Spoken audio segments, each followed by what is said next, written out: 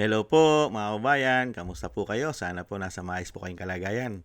Samahan niyo po inyong likod, si Kamanong po at tayo po ay magkomentuhan dito po sa Tambayang Makabayan. Mag-umpisa na po tayo. Komentuhan po natin, ito pong pastor na si Representative Abante, nanalo pa sa kanyang distrito, 6th District ng Maynila. At grabe po, ang banat po at batikos kay BP Sara. At pati po ang Diyos ay dinadamay niya na, nagagalit daw po ang Diyos, mga kaubayan, at hinahanap si BP Sara. Hindi kaya sa mga magnanakaw na mga politiko, na mga crocs, doon nagagalit ang Panginoon dahil imbis na itulong sa taong bayan, ay nilalagay pa sa maleta at ninanakaw nila. Di umano. Umpisahan na po natin ito pong pastor, mga kababayan, na takot maging presidente si Inday Sara. Takot na takot.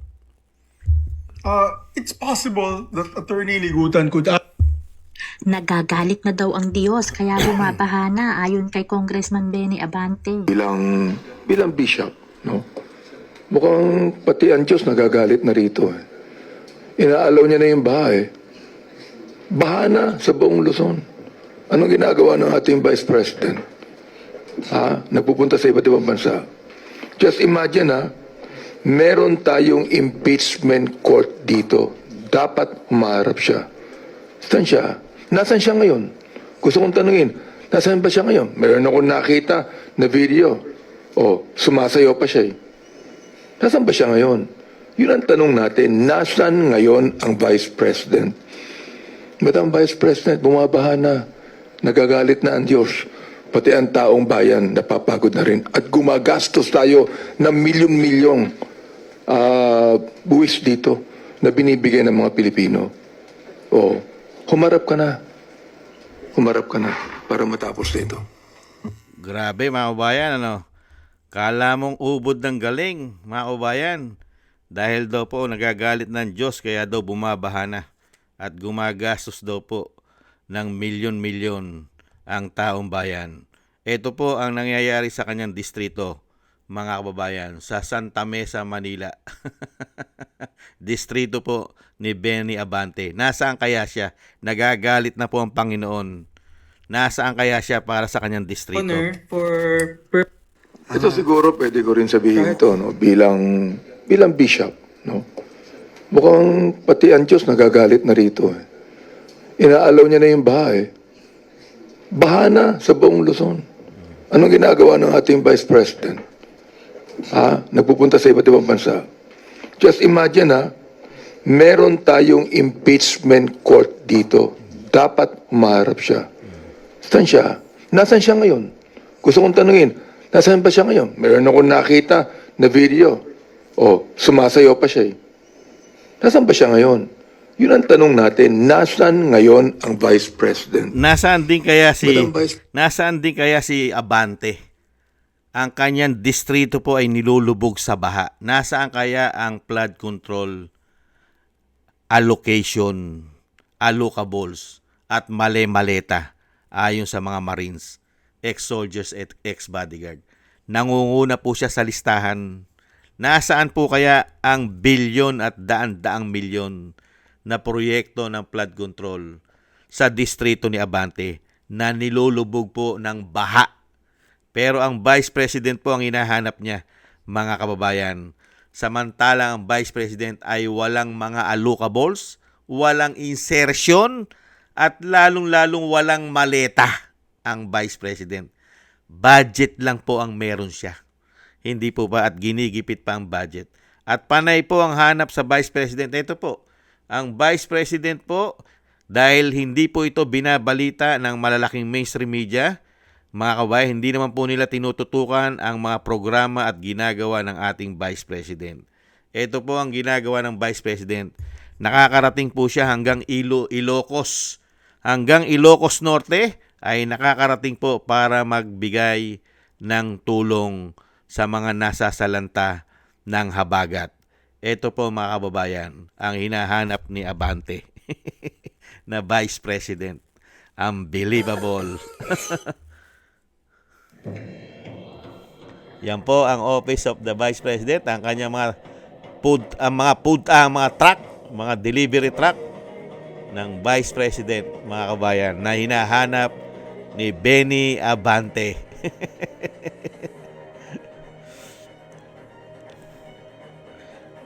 Nagpapamigay po. Yan po ay sa may Ilocos Norte po yan.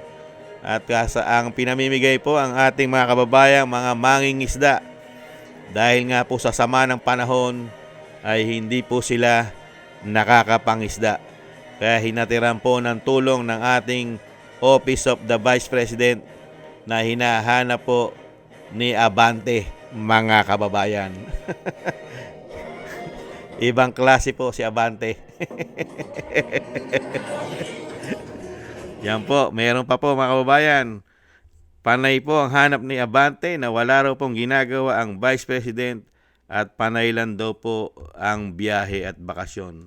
Ito pa po, nung nakaraan po sa Cagayan Valley naman po, nagbigay ng tulong ang ating Office of the Vice President. Mga kababayan.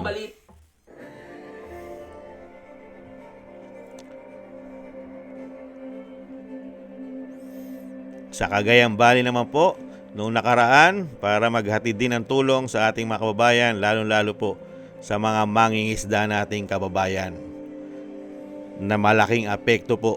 Ang nagbibigyan po natin ng mga tulong sa mga fisher folks po natin. Kasi po, di po sila makakapaglaot ngayon kasi po may malakas na hangin o bagyo po na parating po dito sa Santa Ana, ma'am. Yan po mga kababayan. Kasi malakas po ang alon, ma'am. Medyo mahirap kasi hindi kami makapaghanap buhay, ma'am. Kasi yun lang ang tanging pinagkakitaan namin. Malaking apektad sa talaga. Yan po mga kababayan. Ang pinupunta, norte. Nasa norte po siya. Pero si Abante po ay hindi umaalis po ng House of Representatives. At lagi pong nasa media. At panay po paninira sa Vice President. Nararating po ba ni Abante ang serbisyo? At nagbibigay po ba siya ng serbisyo sa buong bansa? Si Abante, mga kababayan, na napakalaki pong nakuha na insertion at allocables at maleta di umano, bilyon-bilyon. Mga kababayan, ang kapal na muka nitong pastor, hindi natin malaman kung pastor ba ito ng Diyos o pastor ng demonyo. Ito pa po mga kababayan, sa Cavite, nagpunta rin po sa Cavite noong nakaraang araw ang Office of the Vice President para din po magbigay ng tulong.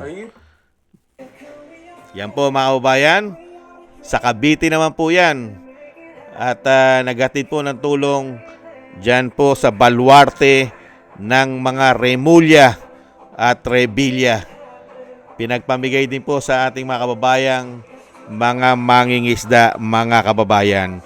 Yan po. Yan po ba ang hinahanap ni Abante? Mga kababayan, nagpamigay po sa Cavite ang ating Office of the Vice President. At ito pa po mga kababayan, meron din po silang ginawang medical assistant at tulong para sa ating mga kababayan na salanta ng bagyo sa iba't ibang sulok ng bansa ang Office of the Vice President. At puwera pa po ang kanyang programa na araw-araw na libreng sakay. Meron pong Luzon, Visaya, Mindanao, mga kababayan. Kaya nga lang po, si Abante ay pastor na naturingan, pastor na ubod ng sinungaling di umano, at hindi alam ang programa at ginagawa ng Vice President. Ito po, pakinggan po natin at panoorin ang medical mission o support ng Vice President. Agapay ang iba't ibang sektor, nakatulong ang OVP sa libo-libong Pilipino na nangangailangan ng tulong medikal. Sa ngayon, patuloy na nagpapagaling si Tatay Eric. Maraming salamat po kay Vice. Napakaganda ng ginagawa niya. Maraming salamat po. Vice President Sara Duterte, malaki po ang pagpapasalamat po namin sa inyo sa binigay ho ninyong assistance, ito pong mga gamot. Hindi ho namin alam that time kung paano kami magkakagam. Yan po mga kababayan, Talagang napakabuti ni Madam Sara na nakakatulong talaga siya sa marami. Hindi alam naman siguro ng lahat. Yan po ang mga medical assistant po ng ating Office of the Vice President. Sa buong Pilipinas po yan. Salamat po sa inyo at malaking tulong na po ito para sa akin. Dami-dami na din po itong masasayang para sa aming pamilya. Natuwa po kami. Yan po mga kababayan. At napakarami po at nangunguna po ang Vice President sa pagtulong lalong-lalo po pag may sakuna. Dahil po naglagay po siya ng Office of the Vice President Satellite, Luzon, Visaya, Mindanao. At yan po ay hindi man lang po inaalam. At alam po ni Abante yan. Kaya lang po, pinasisinungalingan po ang mga proyekto at programa ng Vice President para po ito ay masira at bumagsak ang kredibilidad. Kaya nga po binanatan siya ni Atty. Rowena Guanzon. Ano po ang banat ni Atty. Rowena Guanzon? Kay Abante. Ito po mga kababayan. Binanatan po siya ni Atty. Guanzon. Ayon po kay Abante, nasaan ba siya ngayon? Nasaan ngayon ang BP, Madam BP? Bumahana, nagagalit ng Diyos.